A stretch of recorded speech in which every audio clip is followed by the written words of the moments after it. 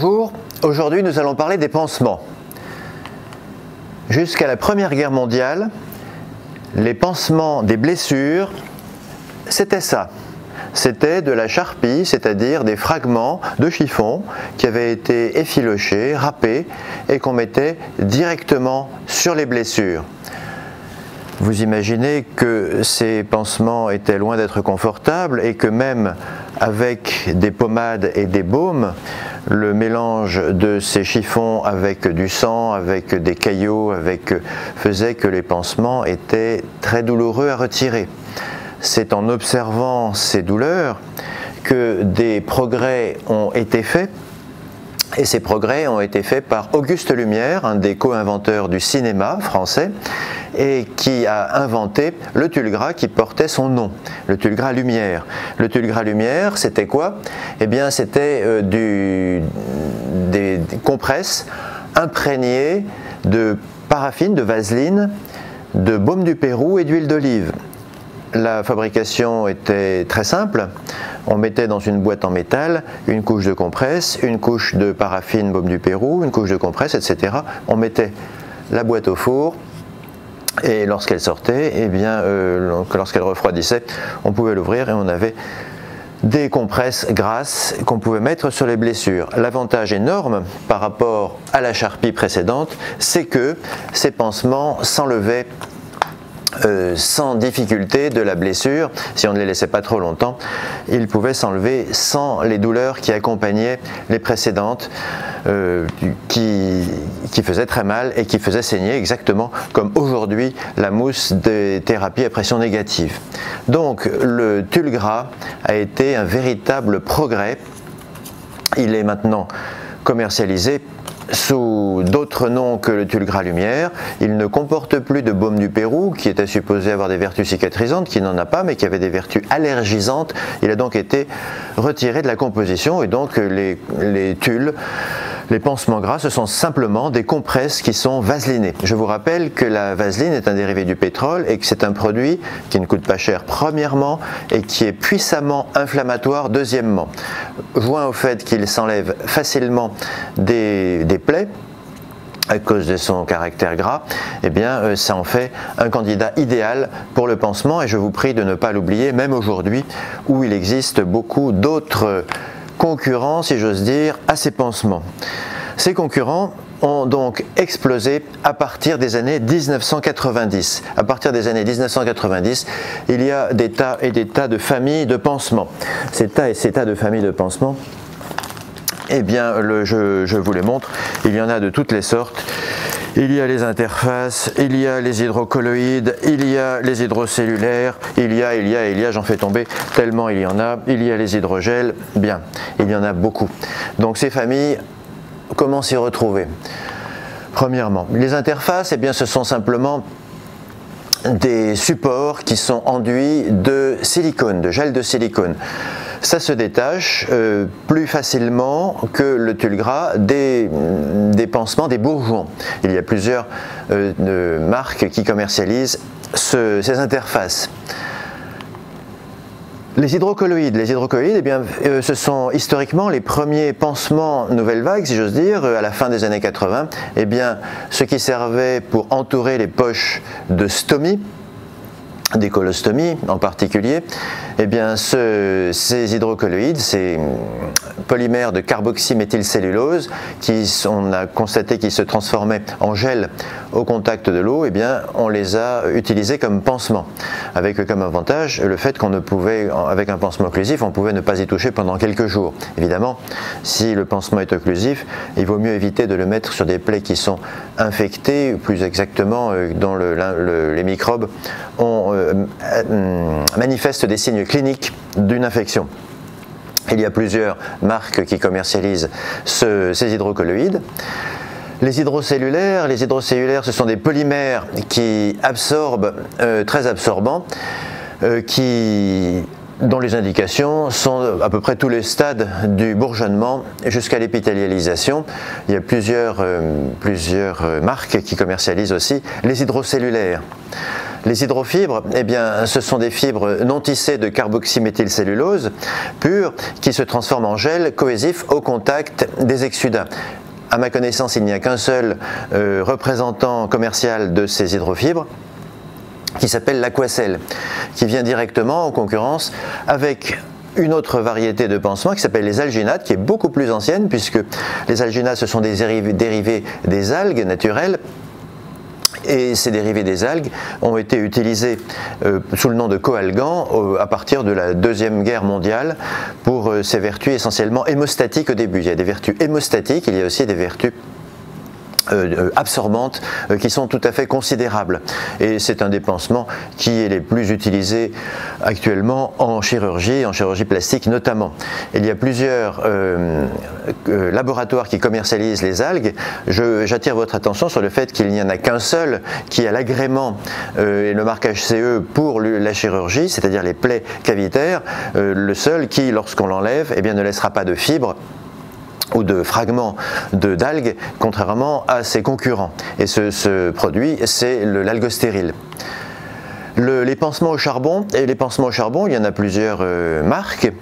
Il s'agit du charbon actif, c'est-à-dire que c'est du charbon qui a été par des procédés industriels purifiés, si j'ose dire. Vous n'avez qu'à chercher sur Wikipédia. Et ce charbon, depuis très longtemps, on sait qu'il absorbe tout un tas de produits et notamment les mauvaises odeurs. Donc on a fait des pansements au charbon, non pas pour faire cicatriser, mais pour absorber les mauvaises odeurs, ce qui est important. Les hydrogels, enfin, eh bien, ce sont des gels qui contiennent plus de 50% d'eau et qui ont pour effet et pour indication essentielle de ramollir les croûtes de nécrose pour faciliter leur détertion spontanée. Il y en a plusieurs marques qui sont vendues sous forme de gel ou sous forme de pansement de plaques. Donc comment s'y retrouver dans tout cette offre? Alors, il est très classique de présenter ces tableaux qui présentent en fonction du stade de la blessure. Au stade de nécrose sèche, eh bien, il vaut mieux mettre des hydrogels. Au stade de nécrose humide, c'est-à-dire que ça commence à se ramollir, eh bien, il vaut mieux mettre d'autres pansements, les alginates, les hydrofibres, les hydrocolloïdes. Au stade de bourgeonnement, après la détertion de la nécrose, eh bien, les hydrocolloïdes, les hydrocellulaires et les interfaces, et au stade d'épithélisation, etc. Bien. Alors, première remarque, nous faisons dans ce tableau comme s'il s'agissait d'une plaie qui va, depuis le stade de nécrose jusqu'au stade d'épithélisation, qui va cicatriser spontanément. Il n'y a pas d'autre terme. Donc on est devant le cas où cette plaie va cicatriser quoi qu'il arrive, quel que soit le pansement que vous allez mettre à quelque stade que ce soit. Les contre-indications sont tout à fait relatives et vous ne risquez pas grand-chose, ça n'a aucune importance. Donc tous les stades de cette sémiologie, et surtout une sémiologie dérivée de l'industrie et qui n'a pas grande importance. Je vous rappelle en effet que tout dépend du terrain.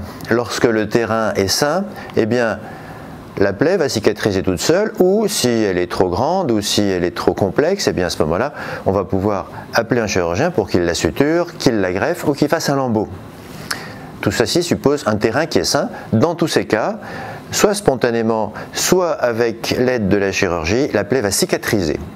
Si le terrain est malade, présente une infection que nous avons vue dans les plaies chroniques, eh bien cette plaie va se chroniciser, elle ne va pas cicatriser. Et malheureusement, le terrain étant fragile, on ne pourra ni endormir ni opérer ce patient dans le cas le plus général. Donc, tout dépend du terrain. Et ces pansements, eh bien, lorsque le terrain est sain, la plaie va cicatriser malgré le pansement. Vous pouvez mettre absolument ce que vous voulez, ça ne changera pas l'évolution naturelle qui dépend de l'individu et non pas du pansement. Une feuille de bananier marchera aussi bien, alors que inversement, lorsque le terrain est fragilisé par une infection que nous avons vue, eh bien, aucun pansement actuel ne permet d'accélérer réellement la cicatrisation d'une plaie chronique. Aucun pansement. Donc tout ça, c'est de la sémiologie qui sert uniquement à réguler le budget des pharmacies, des établissements de santé, mais ça n'a vis-à-vis du patient aucune indication rationnelle. Alors évidemment, vous allez me dire, les pansements, ça sert à rien. C'est pas vrai. Le rôle du pansement, c'est pas de faire cicatriser une plaie, mais d'améliorer le confort du patient. Et là, c'est fondamental. C'est une partie de la médecine qui est considérable. Ce pansement, il va améliorer le confort du patient. De quelle façon? Il va absorber les sécrétions, il va absorber les chocs, ça va faire un pare-choc, il va absorber les odeurs, on a vu avec du charbon, il va éviter que les mouches se posent en été sur la plaie, il va éviter le contact des vêtements simplement sur cette plaie aussi. Il a aussi, ce pansement, il a un rôle social en signalant à l'attention de ses contemporains le fait que le patient est blessé et qu'il mérite des attentions particulières. Et enfin, vous savez qu'un pansement, eh bien, il n'a pas pour rôle d'éviter les microbes, pour empêcher les microbes de rentrer dans la plaie. La plaie, elle est déjà considérablement contaminée, si j'ose dire, par tous les microbes du patient lui-même. Et vous avez vu, je vous reporte à cette vidéo sur les microbes de la peau. Les plaies comportent des microbes, on n'a pas besoin de les faire venir d'ailleurs. Et le pansement, ça n'est pas son rôle. Donc le pansement, sur le plan de la cicatrisation, attention, attention, c'est uniquement sur le plan de la cicatrisation, ça ne sert à rien. Sur tous les autres plans, eh bien, c'est très utile pour améliorer le confort du patient, y compris et surtout lorsqu'on sait que sa plaie ne cicatrisera jamais, qu'elle est chronique. Donc c'est tout l'art de la médecine et des soins infirmiers, c'est en fonction des indications, s'il y a des mauvaises odeurs, s'il y a des exsudations, etc., d'utiliser le bon pansement au bon moment. Pour ce qui concerne la chirurgie, je vous rappelle que le chirurgien est le seul véritable spécialiste de la cicatrisation, puisque sa plaie, soit elle va cicatriser toute seule, on va faire semblant de la diriger, soit avec une suture, une greffe ou un lambeau, on va aboutir à une cicatrisation. Donc, les pansements n'ayant qu'une valeur toute relative, je me permets de vous conseiller de supprimer, d'ajouter au tableau précédent eh bien, les tuiles gras qui, malgré leur ancienneté, ne sont toujours pas dépassés, qui ne coûtent pas cher du tout par rapport à tous les pansements modernes. Donc les tuiles vaselinées, c'est très simple. En plus, on peut les utiliser à tous les stades de la cicatrisation, depuis la détertion, je vous rappelle, en favorisant la réaction inflammatoire d'une part et la prolifération microbienne d'autre part, eh bien, il favorise cette détertion suppurée. On va ne pas oublier les instruments de chirurgie qui vont accélérer la détertion de la nécrose au bout de 10-12 jours. Lorsque la nécrose est bien limitée, eh bien, on va gagner 3 semaines simplement en prenant une pince à disséquer, des ciseaux, un bistouri, et en y allant, ça ira aussi vite que les pansements dits modernes. Et ce tuile gras, eh bien, qu'est-ce qui empêche de le mettre jusqu'au stade d'épidermisation? Ça ne coûte toujours pas cher et c'est vraiment d'une simplicité absolue. Je rajouterai donc à cela simplement l'hydrocortisone, plus exactement la diprozone en pommade, pour au moment où si le bourgeon devient hyper actif, si j'ose dire, si le bourgeon devient hyperplasique, eh bien d'aplatir ce bourgeon et l'assécher pendant 24 heures avec de la diprozone en pommade ajoutée au pansement gras. Et n'oubliez jamais l'eau et le savon. Avec ça, je vous reporte à la vidéo sur la cicatrisation dirigée. Avec ça, vous faites cicatriser toutes les plaies sur les terrains sains, encore une fois. Le terrain chronique ne cicatrisera pas quoi que vous fassiez au point de vue des pansements évidemment, mais si vous traitez la cause, il y a une chance qu'elle cicatrise votre plaie chronique. Alors maintenant je voudrais vous parler d'un peu tout et n'importe quoi, du milieu humide, du miel, des asticots, de la TPN, des pansements à l'argent, de l'acide borique, pour tordre le cou à certaines idées reçues. Le milieu humide, vous savez que maintenant l'industrie du pansement moderne vous intoxique en disant que hors du milieu humide, il n'y a point de salut, il n'y a point de cicatrisation. Et cette industrie s'appuie sur les publications Princeps de 1963 qui avaient été faits par Winter sur le cochon, c'était un chercheur londonien, et d'une part sur le cochon, et d'autre part par Inman et Bebach, qui étaient des dermatologues de San Francisco, qui sur l'être humain, plus exactement sur 7 prisonniers de la prison de Saint-Quentin en Californie, avaient fait des études en examinant, en faisant des plaies superficielles et en les comparant entre le milieu sec, c'est-à-dire l'exposition à l'air, et le milieu humide, c'est-à-dire un pansement occlusif. Ces publications, je vous engage à les rechercher et à les lire. elle n'aurait strictement ni l'une ni l'autre aucune chance d'être publiée dans quelque revue scientifique que ce soit à l'heure actuelle, ni sur le plan méthodologique, ni sur le plan éthique, ni sur le plan statistique, elles n'ont d'intérêt quelconque. C'est vraiment pitoyable de lire ça de nos jours, car aucune n'aurait de chance d'être publiée. Donc en dehors de cet intérêt historique, aucune chance. Donc lisez ces revues parce que c'est là-dessus qu'on vous convainc que le milieu humide est la panacée universelle. Alors, mon propos, évidemment, n'est pas de lutter contre le milieu humide, évidemment, évidemment. Mon propos est de lutter contre le sectarisme et la pensée unique. Voici mon genou. Je me suis cassé la figure sur le GR20, je n'ai pas de pansement, je n'ai pas de milieu humide, mais j'ai un appareil photo, donc je vais surveiller l'évolution de ma plaie superficielle sur mon genou. Qu'est-ce qui se passe au contact de l'air? Eh bien, il va se former une croûte. Cette croûte, j'ai la chance de ne pas avoir de suppuration sous crustacés, elle va bien tenir, je ne suis pas infecté, les microbes n'attaquent pas. Cette croûte va suivre chacun de mes mouvements, se craqueler, se fendiller, et à la fin, au bout d'un peu plus de 3 semaines, se détacher pour laisser place à un épiderme tout neuf. Et je me sépare à regret de ma magnifique croûte qui m'a accompagné gratuitement pendant 3 semaines. Alors pourquoi est-ce que je vous dis ça? C'est parce que il ne faut pas avoir de sectarisme. Le milieu sec a des indications à côté du milieu humide. En particulier à l'hôpital Trousseau, aujourd'hui de nos jours à Paris, il y a un service d'enfants brûlés. Et ces enfants brûlés, eh bien, la méthode habituelle, à côté du milieu humide bien sûr, la méthode habituelle la plus fréquente, c'est l'exposition à l'air. Et que je sache, aucun parent de patient n'a porté plainte pour des tortures abusives. Donc, le milieu sec et le milieu humide ont chacun leurs avantages et leurs inconvénients, ne l'oubliez pas. Le miel. Le miel, alors le miel c'est un produit naturel, c'est les petites abeilles, c'est bio le miel. L'histoire de l'humanité montre qu'on peut mettre vraiment n'importe quoi sur les plaies, mais absolument n'importe quoi sur une plaie. L'histoire de la science nous montre que malheureusement aujourd'hui, eh bien, aucun produit, quel qu'il soit, n'accélère réellement la cicatrisation. Donc le miel, pourquoi pas? Les asticots, les asticots. Vous avez probablement vu le film Gladiator, dans lequel le héros se retrouve avec, au bout de quelques jours, des asticots qui grouillent dans sa plaie. Au moment de la guerre de 14-18, les blessés du front de l'Est, à Verdun, eh bien, étaient rapatriés en train à la gare de l'Est. Et en face de la gare de l'Est, il y a l'hôpital militaire Villemain. Il y avait. Et durant le temps de ce trajet en train, dans les conditions épouvantables que je vous laisse imaginer, les blessés qui étaient entassés dans les fourgons, eh bien, comparaient leurs blessures, et ceux qui avaient des asticots dans leurs plaies étaient relativement très contents par rapport à ceux qui n'en avaient pas. Ceux qui n'en avaient pas craignaient en effet la gangrène gazeuse, alors que ceux qui avaient des asticots savaient qu'ils n'avaient aucun risque d'avoir la gangrène gazeuse. Les asticots, en effet, ne se développent qu'en milieu parfaitement oxygéné, et les asticots ne mangent que le tissu nécrosé en respectant le tissu vivant. Donc, on sait depuis longtemps, et bien avant la guerre de 14, que les asticots, eh bien, c'est peut-être un peu spécial dans une plaie, mais que ça n'est pas un mauvais signe.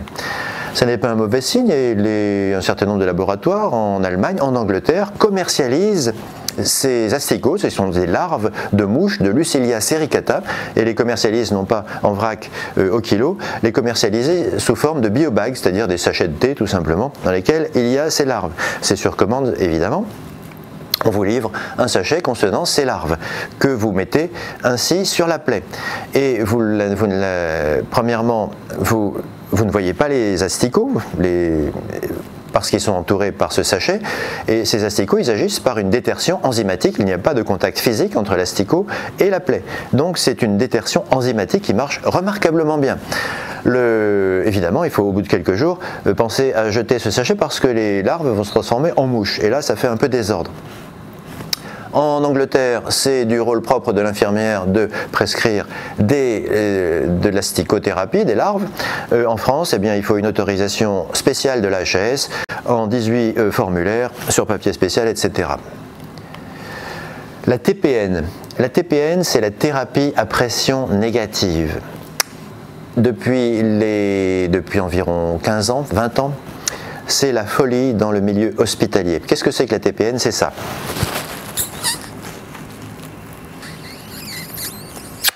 Un suçon. Vous voyez, j'ai aspiré le sang de ma main. Si j'aspire la table, eh bien, je peux rester toute la journée, aucun sang ne viendra sur la table. Donc, la TPN n'est indiquée que sur les plaies dont le sous-sol est vascularisé. Sinon, si le sous-sol n'est pas vascularisé, vous pouvez appliquer une dépression, ça ne sert à rien. Donc, une plaie dont le sous-sol est vascularisé, je ne sais pas si ça vous rappelle quelque chose, mais dans l'organigramme, ou plutôt dans l'algorithme que je vous ai présenté, eh bien, c'est une plaie qui va bourgeonner toute seule, avec ou sans pansement, avec ou sans TPN. Et la TPN, ça n'est donc qu'une variété de pansements parmi les autres, réservés à ces régions dont le sous-sol est vascularisé. Le problème, c'est que cette TPN, eh bien, malgré toute cette technologie et tout ce qui l'entoure, eh bien, ça coûte très cher. Et il n'y a aujourd'hui absolument aucune preuve scientifique d'une efficacité, d'une supériorité quelconque de la TPN sur les pansements classiques. Et si vous ne me croyez pas, vous allez sur Cochrane, la database de Cochrane, pour chercher la thérapie à pression négative, et il n'y a actuellement aucune preuve d'une accélération quelconque de la cicatrisation sous l'effet de la TPN. La TPN n'est qu'un pansement parmi d'autres, et un pansement particulièrement coûteux. Par ailleurs, ce pansement, cette TPN, présente des inconvénients importants qui sont l'inconfort du patient, qui entend le bruit de la machine, qui est assujetti à cette machine qui est reliée à un tuyau, une pompe à vide et à l'électricité, même s'il y a des piles. Deuxième chose, eh bien, lorsqu'on enlève la mousse, eh bien, il y a des phénomènes douloureux, premièrement, et deuxièmement, hémorragiques. C'est exactement comme la charpie de 1914. C'est la mousse ou plutôt les bourgeons de la plaie qui se sont incrustés dans la mousse et qu'on est obligé d'enlever au bout de 2 jours, 3 jours maximum. Donc ces inconvénients réels font que, et son coût, ajouté à son coût, font que les indications de cette TPN doivent être soigneusement réfléchies et non pas indiquées systématiquement comme un produit miracle. Ça n'est pas un produit miracle, c'est un produit coûteux qui a certainement des indications. Et là encore, je ne veux pas faire de sectarisme et interdire la TPN. C'est vraiment pas mon propos, ne vous méprenez pas. Mais les indications de la TPN sont réservées à des plaies qui sont considérablement plus importantes que celles sur lesquels on les voit d'habitude, c'est-à-dire les médastinites surpurées, les ventres ouverts, les grands fracas de jambes, ça c'est bien. Mais le reste n'a absolument aucun intérêt, spécialement si on se place du point de vue du contribuable. Il y a par ailleurs des contre-indications à la TPN, qui sont les plaies infectées. La TPN ne fait qu'aggraver ces plaies infectées. Les pansements à l'argent. Les pansements à l'argent, alors, c'est une grande mode, ça s'est bien passé, ça s'est bien tassé, mais ça existe encore. Les pansements à l'argent, on dit l'argent c'est un antiseptique.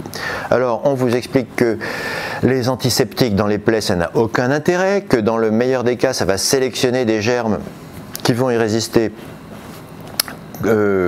pour qu'ils deviennent encore plus dangereux. Donc, si l'argent est effectivement un antiseptique, il n'y a aucun intérêt à le mettre dans la plaie. Et si l'argent n'est pas un antiseptique, eh bien, quel est l'intérêt de le rajouter dans une plaie? Donc, les pansements à l'argent, eh bien, ça n'est pas recommandé, y compris par la HAS. L'eau boriquée. L'eau boriquée, c'est de l'acide borique que le pharmacien vous prépare en mettant de l'eau, de l'acide borique dans l'eau tout simplement, et que le thérapeute va prescrire lorsqu'il va reconnaître la couleur bleue et l'odeur du piocyanique. Tous les cliniciens savent de quoi je parle. Le piocyanique est le seul bacille gram négatif dont ils sont capables de faire le diagnostic sans l'aide du laboratoire, à la couleur et à l'odeur. Pourquoi tuer ce pauvre bacille piocyanique qui ne vous a rien fait? Uniquement parce que vous savez le reconnaître. Ça s'appelle du racisme antimicrobien dirigé contre le piocyanique qui, jusqu'à preuve du contraire, à moins qu'il vous ait entraîné de la fièvre et une grande rougeur périphérique. Ça, je ne dis pas. Mais si la plaie n'est pas entourée d'inflammation périphérique et ne s'accompagne pas d'une fièvre ou d'une septicémie, eh bien, le piocyanique a une couleur tout à fait particulière et une odeur particulière, très bien, mais ce n'est pas une raison pour le tuer sélectivement. Donc, arrêtez votre racisme antimicrobien, s'il vous plaît. Donc, Pour nous résumer, eh bien, on aimerait bien croire à des vertus de certains pansements, de certaines feuilles, de certaines poudres magiques, de certaines technologies. On aimerait bien que tout ça, ça accélère la cicatrisation. Malheureusement, jusqu'à preuve du contraire, ça n'existe pas. Et Raymond Villain le disait très bien, et là ici, il faut absolument vous citer intégralement sa phrase. Le patient guéri se moque des influences réciproques du scientifique et de l'empirique, du rituel, du magique et de l'irrationnel. Du moment qu'il est guéri, il s'en fiche. Celui qui enseigne doit faire distinguer entre le nécessaire, l'utile et le superflu, débusquer la banale naïveté et l'exceptionnelle escroquerie. Aux médecins penseurs de plaies, gestionnaires de fonds sociaux et souvent directeurs de conscience de trouver un chemin quotidien entre l'un et l'autre. On ne peut pas mieux s'exprimer. Donc, en conclusion, je voudrais vous dire vous rappeler qu'aucun pansement ne permet aujourd'hui d'accélérer réellement la cicatrisation, que seule la chirurgie permet d'accélérer la cicatrisation lorsqu'elle ne va pas assez vite spontanément sur un terrain sain, lorsqu'elle est nécessaire et donc lorsqu'elle est possible. On ne fait pas de la chirurgie partout évidemment. Donc, le seul progrès en matière de cicatrisation, c'est la chirurgie. Le pansement, on fait des progrès pour améliorer le confort du blessé, parce que c'est le rôle majeur du pansement, c'est d'améliorer le confort du patient, mais certainement pas d'accélérer la cicatrisation. J'espère vous en avoir donné des arguments convaincants. Je vous remercie.